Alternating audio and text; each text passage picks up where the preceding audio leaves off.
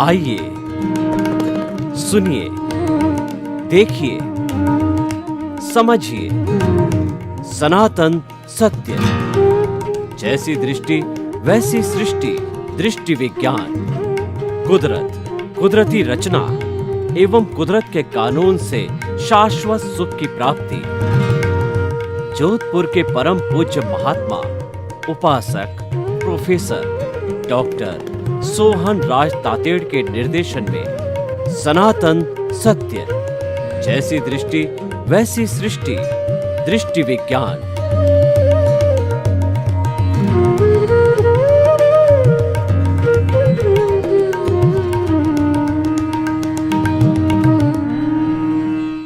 भाई और बहनों, मातृशक्ति को नमन। आज का हमारा बहुत ही सुंदर विषय वसुधैव कुटुंबकम की अवधारणा। हमारे भारतीय ऋषि मुनि हजारों वर्षों पहले इन्होंने भारत को एक वसुधैव कुटुंबकम के रूप में अवधारित किया और उसके अनुसार वो जिए और देश कैसे वसुधैव कुटुंबकम बने उसके अनुसार उन्होंने वातावरण बनाया। वसुधैव कुटुंबकम क्या है? वो ये है, ये सारी वसुधा, ये सारी पृथ्वी जिसके ऊपर आज की तारीख में हम 130 करोड़ लोग निवास करते हैं। इतने पेड़ पौधे, वनस्पतियाँ, जानवर, पशु पक्षी, इन सब की माँ है और वसुधा है, वो पृथ्वी है। और मनुष्यों की बात करें, आज की तारीख में 130 करोड़ मनुष्य है, सभी इस वसुधा की संतान है, भाई भाई है।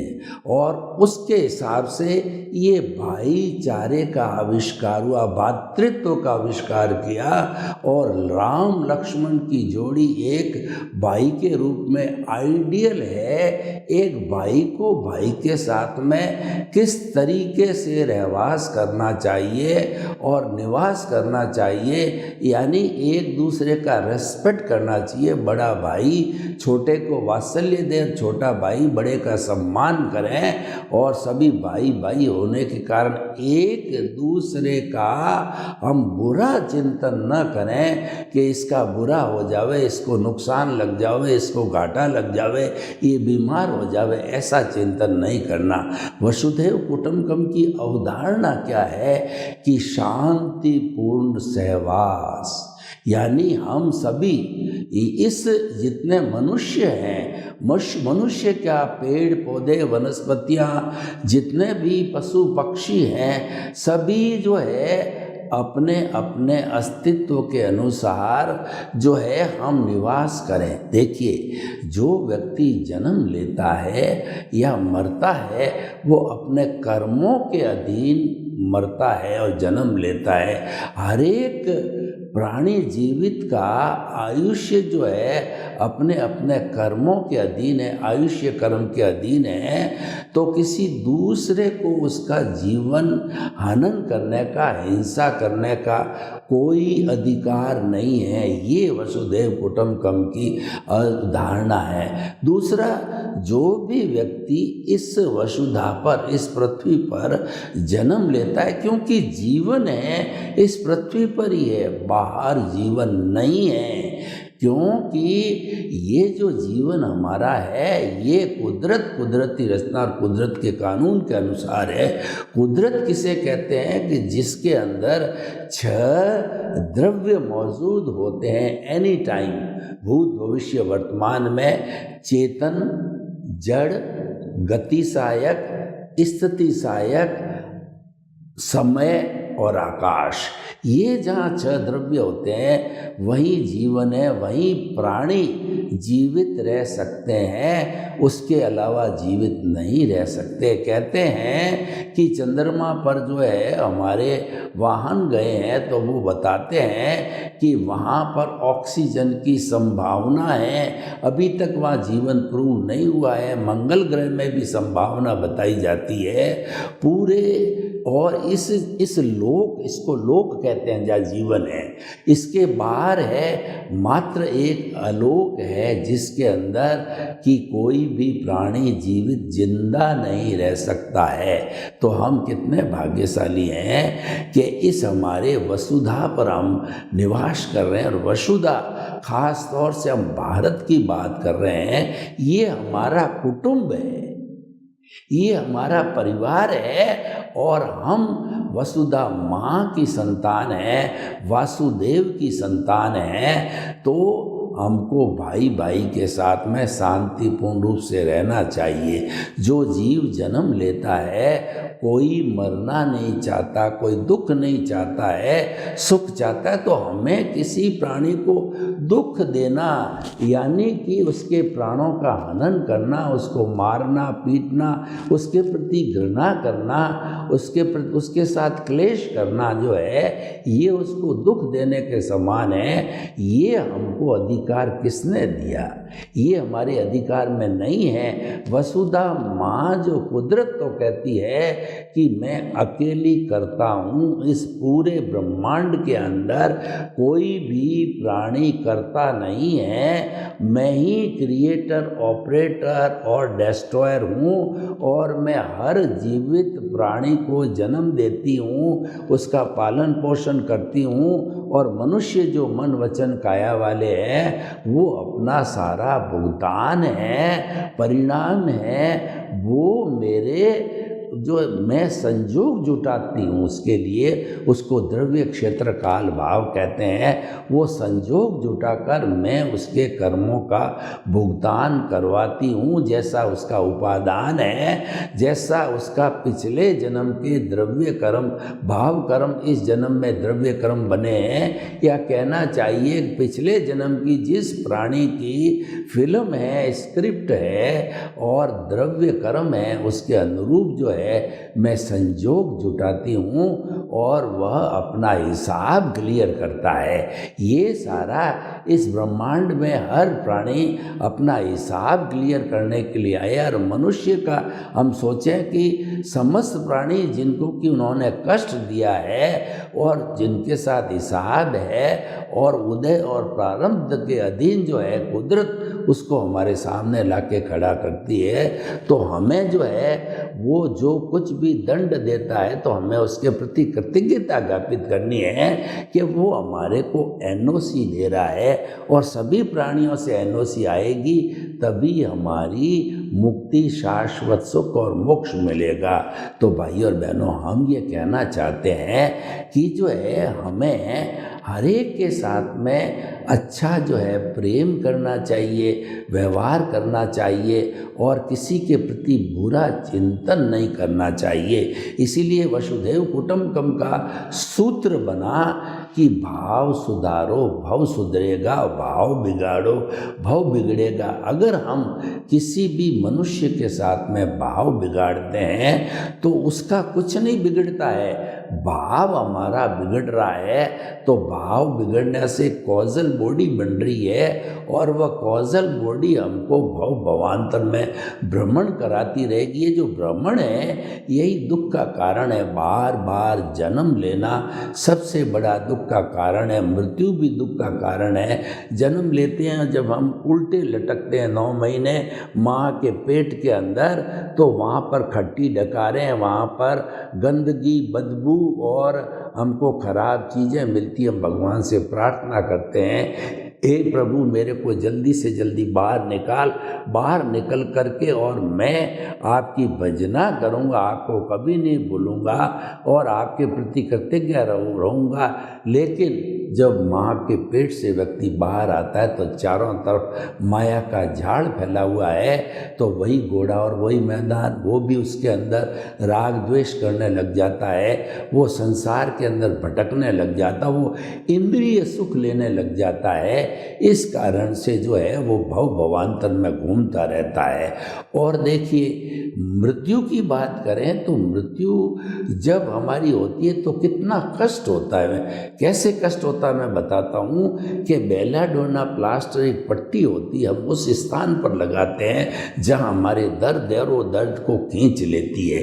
दर्द जब ठीक हो जाता है तो उस पट्टी को उखाड़ा जाता तो उसके नीचे जितने हमारे रोए हैं उसको खींचते हैं और भयंकर दर्द होता है हमारे को। एक बार तो आँखों में से आंसू आ जाते हैं। उसी तरह से हमारे पूरे शरीर के अंदर आत्मा फैली हुई है और उसके ऊपर जो है एक आत्म प्रदेश पर असंख्य कर्मों के परमाणु जुड़े हुए हैं। उस पूरे कर्म शरीर को आत्मा मृत्यु के समय में बेलेडोना प्लास्टर खींचा जाता है। जैसे जो है वो आत्मा उस कर्म शरीर को खींचती है और दूसरे शरीर के अंदर जाती है तो वो बहुत बड़ा दर्द की स्थिति होती मृत्यु की। तो इसीलिए कहा गया है कि जन्म मरण है सबसे बड़ा दुख का कारण है।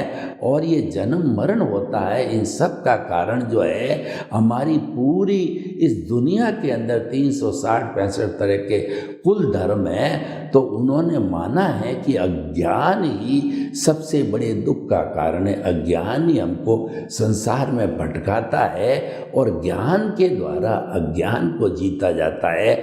और ज्ञान जब विज्ञान बनता है तो हमारे को शाश्वत सुख की प्राप्ति होती है, हमारे को मुक्ति मिलती है और फिर हम जो सिद्ध शिला में विराजमान होकर के और हम सुख का धाम बन जाते हैं। यानी कि वह सुख ऐसा होता है, वो आनंद ऐसा होता है कि वैसा जो है उसके बाद हमारे कोई दुख आता ही नहीं है।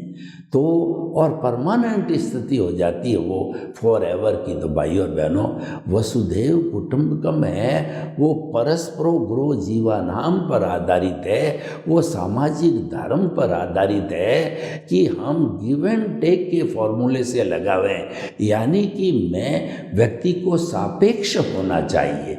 व्यक्ति जब निरपेक्ष होता है तब वो स्वार्थी बन जाता है, तब वो सेल्फ सेंटर्ड बन जाता है और संघर्ष की स्थिति आती है। और अगर हम परस्पर एक दूसरे के सहयोगी बनते हैं, सहयोगी कैसे बनते हैं मैं आपको बताऊं कि कपास उगाने वाला कपास उगाता है, उससे कपड़ा बनता है। फूड ग्रेन उगाने वाला फूड ग्रेन उगाता है, सब्जी वाला सब्जी उगाता है, फ्रूट वाला फ्रूट उगाता है और वह मार्केट से घूम करके हमारे पास आता है और हमारा भोजन उससे चलता है। इसी तरीके से मार्केट में जो लोग हैं वो सप्लाई का काम करते हैं, डिस्ट्रीब्यूशन का काम करते हैं, दर्जी है वो कपड़े सीता है, हर एक का अपना अपना काम करने से उसी को तो जीविकोपार्जन होता ही है। लेकिन वो परस्पर का जीवन है। अगर दर्जी कपड़े न सिए तो क्या हम नंगे रहेंगे? अगर फूड ग्रेन उगाने वाला किसान जो है वह जो है फूड ग्रेन नहीं उगाए तो क्या हम भूखे रहेंगे? तो स्थिति ऐसी आ जाती है अगर वो नहीं उगाता है। तो ये हमारा जो सामाजिक जीवन है ये परस्पर सहयोग का जीवन है और हमारा वसुधैव कुटुंबकम जियो और जीने दो, live and let others live.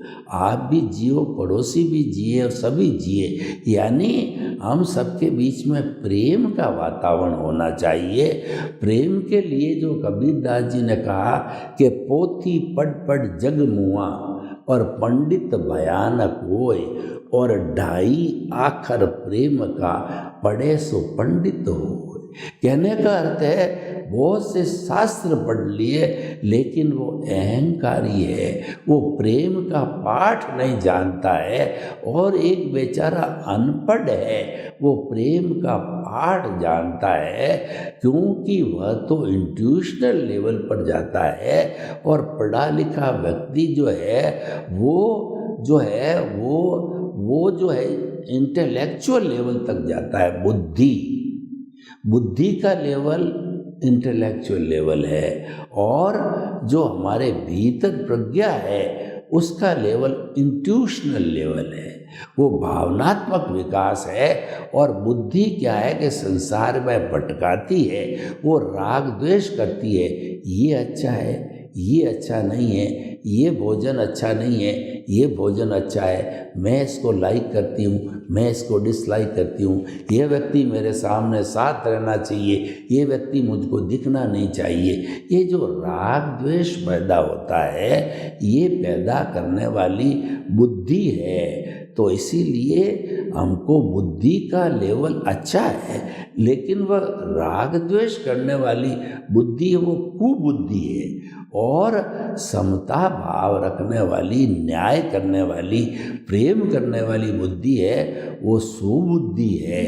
तो हमें कुबुद्धि का वर्जन करना है और सुबुद्धि को बनाना है, काम में लेनी है, तो हम सबके साथ प्रेम से जिएंगे। अब देखिए कि ये वसुधैव कुटुंबकम हमारी पारिवारिक व्यवस्था पर भी निर्भर करता है। पुराने समय के अंदर जो है संयुक्त परिवार हुआ करते थे, 50-100 लोग 3-4 जनरेशन एक ही बड़ी हवेली के अंदर एक ही चौके पर भोजन करते थे, और सभी अपनी अपनी लाइन के अनुसार रोजगार करते थे। उनका जो दादा मुखिया होता था वो सबसे हेड होता था, और बाहर ही कोई व्यक्ति आता था उसको मात्र हेड से मिलकर के और जो है उसका आदेश का पालन करना होता था। दूसरे सभी लोग जो है इस टेंशन से मुक्त होते थे। लेकिन आज वसुधैव कुटुंबकम के अंदर बुराइयां आ गई है। आज लोग सेल्फ सेंटर्ड हो गए हैं, स्वार्थी हो गए हैं, और जो है धन को महत्व दे रहे हैं। देखिए आज से 50 साल पहले अगर मैं एक जो है केंद्र से एक परिधि वाला व्रत खींचूं तो केंद्र के अंदर गुणी व्यक्ति रहते थे, गुण रहता था, चरित्रवान लोग रहते थे, और चरित्र को, आचार को महत्व दिया जाता था, और परिधि हमारा साधन था। धन दौलत, परिवार, रिश्ते नाते, पद प्रतिष्ठा, ये परिधि हमारी जड़ है, तो वो परिधि है, वो हमारा साधन है। और लेकिन मनुष्य ने क्या किया, परिधि पर जो जड़ टेम्परेरी साधन था उससे जो है आसक्त होकर के उसको केंद्र में ले आया, और जो हमारा जो आचार, चरित्र, आचारवान, चरित्रशील व्यक्ति, धर्मगुरु, उन सबको पटक दिया परिधि पर, यानी वो सेकेंडरी हो गए, धन प्राइमरी हो गया। आज हर व्यक्ति धन के पीछे भाग रहा है, और धन की प्राप्त करने के लिए वो किसी भी व्यक्ति तक का मर्डर कर सकता है, ऐसी स्थिति आ गई। और जो चरित्रहीन व्यक्ति होते हैं वो बाई हुक और क्रुक जो है धन कमा लेते हैं, तो उनका जहाँ पर सामाजिक कार्य होता है और जो रिलीजियस वर्क होता है, जहाँ पर सम्मान की बात होती है, तो पैसे प्रदान होने से पैसे वालों को सम्मान दिया जाता है। पैसे वालों को वो चरित्रहीन व्यक्ति है, और पैसे वालों को जो है राजनीतिक पार्टियों में टिकट दिया जाता है और उनका वर्चस्व रहता है। जबकि उन्होंने बाई हुक और क्रुक उन्होंने अशुद्ध जो है साधन से धन कमाया है। जबकि वसुधैव कुटुंबकम की अवधारणा है कि शुद्ध साध्य के लिए साधन शुद्ध होना चाहिए, यानी आचार पे बहुत ज़्यादा जोर दिया गया है। वसुधैव कुटुंब की अवधारणा है, if your wealth is lost, nothing is lost. If your health is lost, something is lost. And if your character is lost, everything is lost. यानी करेक्टर मुख्य है, करेक्टर जाने के बाद कुछ भी नहीं बचा, व्यक्ति मात्र एक कलंकित जो है शव की तरह हो जाता है, और वह जो है एक घृणित व्यक्ति है समाज में लोग उसकी इज्जत नहीं करते हैं। परंतु आज का जमाना बदल गया, पैसे का महत्व हो गया, समाज ने पैसे को जो है महत्व दिया, तो हर व्यक्ति का आकर्षण चरित्र की बजाय पैसे की तरफ चला गया। किसी तरह से पैसा बनाओ, लिविंग स्टैंडर्ड बनाओ और खर्च करो, लोगों को ये प्रभावित करो कि मैं जो है वो पैसे वाला हूँ और समाज में बड़ा व्यक्ति हूँ, तो ये अवधारणा गलत हो गई। ये जो है समाज में एक कुरीति आ गई। दूसरा, पहले हमारा जो हमारा समाज था वो व्यसन मुक्त था।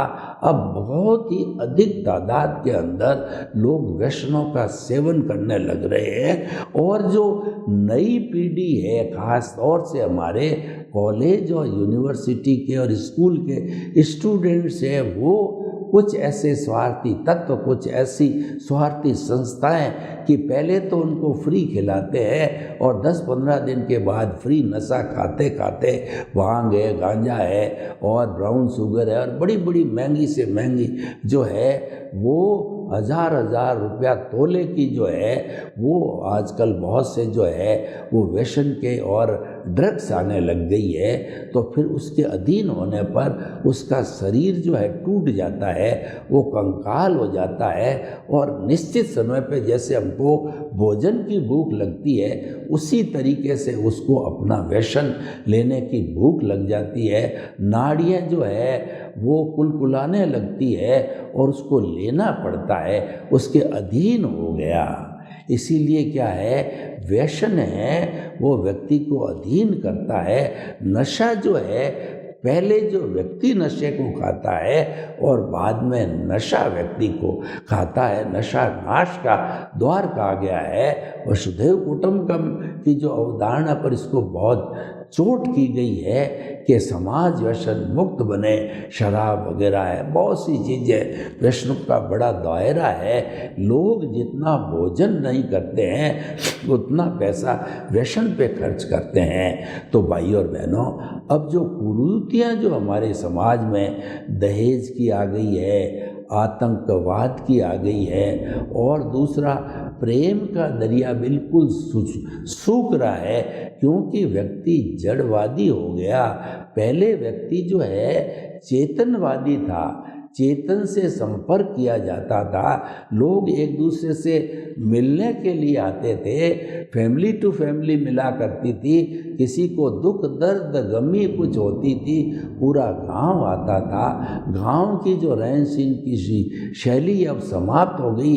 बड़े बड़े जो है मल्टीनेशनल जो है हमारे जो शहर जो है बड़े बड़े बन गए हैं, मेट्रोपॉलिटन सिटीज़ बन गई है, वहाँ पड़ोसी कौन है यही पता नहीं। हम तो जड़वादी इतने हो गए हैं कि हमारा मोबाइल, टीवी और जो कहना चाहिए हमारा इंटरनेट है, ये सब जड़ वस्तुएं हैं। हम 24 घंटे में से अगर सोने के 8 घंटे निकालें, बाकी जो 16 घंटे बचते हैं उसमें से कम 12-14 घंटे तो उसी के लिए सभी लोग चिपके रहते हैं, क्योंकि उसके अंदर बहुत से एंटरटेनमेंट आता है। और जो हमारे जवान लोग होते हैं, बच्चे होते हैं, उनके लिए बहुत गंदे गंदे जो है चित्र भी आते हैं, फिल्में भी आती है, आकर्षण की चीज़ें आती जो हमको चरित्र से गिराती है, हमको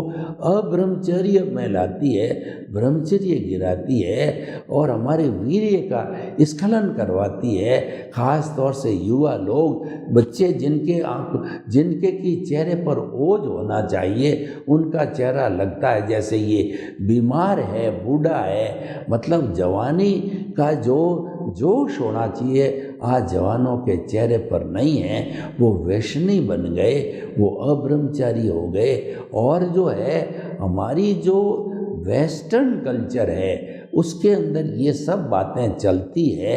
हम उस कल्चर की बुराई नहीं करते हैं, पर वो कल्चर अपनी जगह तो ठीक है, लेकिन भारत की संस्कृति तो उससे सैकड़ों गुना बड़ी संस्कृति है।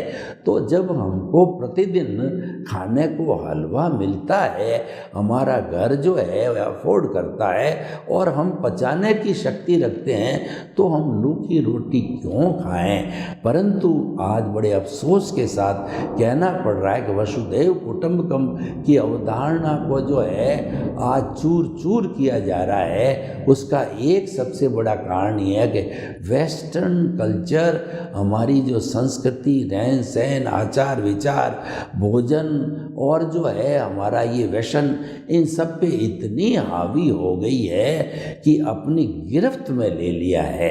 तो अब जो है समय आ गया है कि हमारे को एजुकेशन भी वैसी होनी चाहिए जैसे गुरुकुल प्रणाली, जो कि हमें गुरुकुल प्रणाली जो है अच्छा लेसन देती थी 25 वर्ष तक। सम शम और श्रम की जो है हमको पाठ पढ़ाया जाता है। सम सोहन राज वाला सम का मतलब समभाव।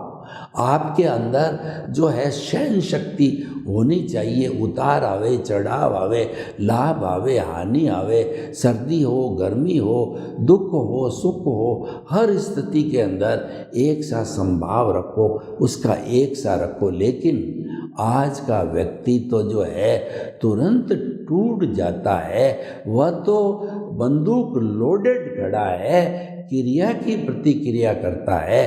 पुराने ज़माने में लोग जो है अपने से जो बड़े होते थे और वो वरिष्ठ नागरिक होते थे, चाहे 1 साल का ही बड़ा हो, उसका सम्मान करता था।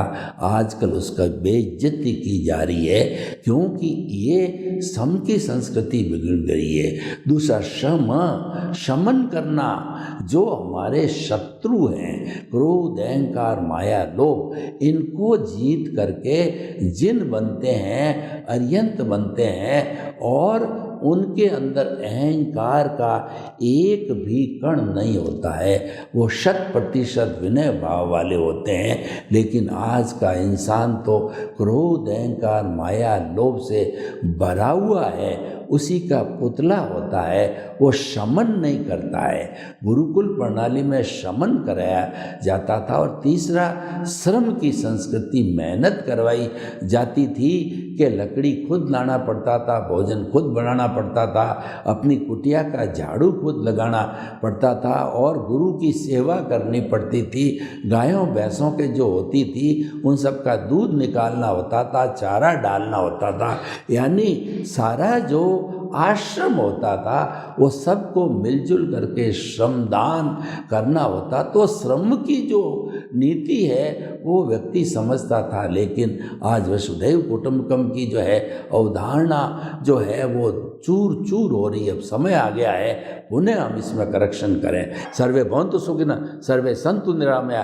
लोक के सब जीवों को सुख मिले, शांति मिले, आनंद मिले, प्रेम मिले और हम वसुधैव कुटुंबकम की पुनः स्थापना करके एक आनंद का सभी जीवन जिए। आपके प्रति मंगल भावना।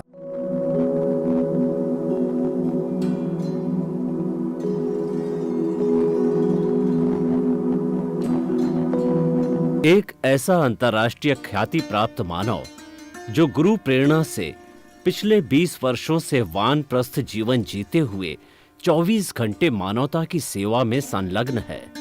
एक ऐसा मानव जो अभी राष्ट्रीय, अंतर्राष्ट्रीय टीवी चैनलों पर 7,500 एपिसोड के माध्यम से सनातन सत्य, आत्मविज्ञान एवं पुनरुत्थान, व्यवहार एवं निश्चय जगत के जीवनोपयोगी विषयों पर हृदय स्पर्शी प्रवचन कर चुका है। उस मानव का नाम है महात्मा उपासक प्रोफेसर डॉक्टर सोहन राज तातेड़। प्रोफेसर तातेड़ द्वारा योग, दर्शन, शिक्षा विषयों पर रचित पीएचडी स्तर के 250 शोध ग्रंथ भारत के 100 प्रतिष्ठित विश्वविद्यालयों में शोधार्थी पढ़ रहे हैं तथा वे सभी शोध ग्रंथ वहां की सेंट्रल लाइब्रेरियों में उपलब्ध हैं। महात्मा सोहन राज ने अभी तक हजारों स्कूलों, कॉलेजों, विश्वविद्यालयों एवं संस्थाओं में सेमिनार, वर्कशॉप, कैंप लगाकर लाखों विद्यार्थियों को योग, दर्शन, शिक्षा का प्रशिक्षण देकर उन्हें सुसंस्कारित किया। डॉक्टर तातेड़ ने भारतीय संस्कृति उत्थान के 4000 से अधिक समसामयिक विषयों पर आर्टिकल लिखकर ऑनलाइन जर्नल, पत्रिकाओं, वेबसाइट्स पर प्रकाशित किया, जिसका उपयोग लाखों पाठक कर रहे हैं।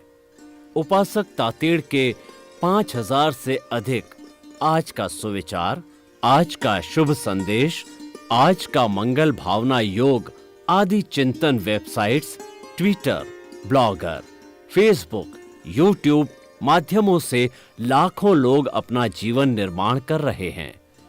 मानवता के मसीहा ऐसे महामानव महात्मा सोहन राज तातेड़ के प्रोफाइल को अभी तक विश्व के 20 लाख दर्शक यूट्यूब पर, 12 लाख गूगल पर एवं लाखों दर्शक फेसबुक, ब्लॉगर, ट्विटर और इंस्टाग्राम पर देख चुके हैं।